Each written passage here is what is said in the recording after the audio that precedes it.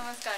आता पाऊस पडतोय आणि आपण इकडे रेन वॉटर हार्वेस्टिंग हा प्रयोग बघतोय. हे एक घर आहे आणि या घरात हे वर टेरेस आहे. या छतावर जे पाणी पडतंय ते आपण युजली आपल्या घरांमध्ये एक पाईप असतो जो आपल्याला दिसतही नाही, कुठेतरी मागच्या बाजूला एक डाऊनटेक पाईप घातला असतो. इकडे इन्स्टंट चेन्स आहे. ह्या चेन्सवरनं पाणी ह्या चेन्सवर लागून खाली येतं. सरफेस टेन्शन म्हणतात. तसं या चेनला लागून हे खाली येतं. हे खाली जात आहे ते आपण सगळं गच्चीवरचं पाणी एकत्र मिळून त्याला पिण्यासाठी वापरणार आहोत.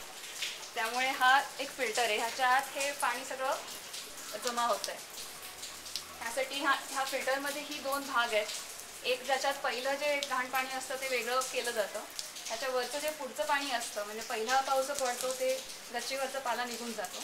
पुढचं जे पाणी असतं ते पलीकडे जातं, जे फिल्टरमध्ये जातं. तिकडनं ते खाली एका मोठ्या टाकीत जातं आणि त्या टाकीत ते सगळं ठेवलं जातं.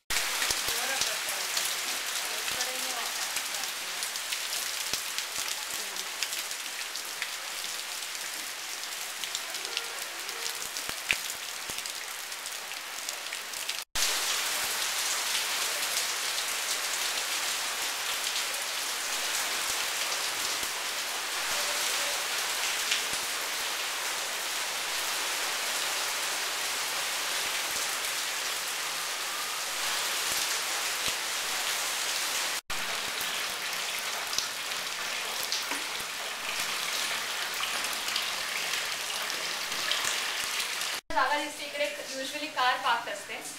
आता ही कार नाही आणि याच्या कार पार्कच्या खाली इकडे टाकी आहे पाण्याची.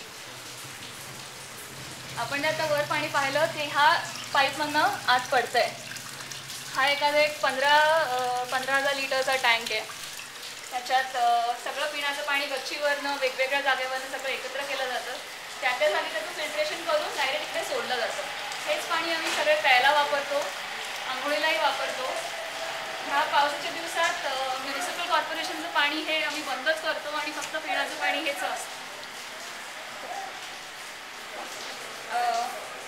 1 लाख लिटर पाणी हे सगळं ह्याच्यातनं आम्ही वापरतो.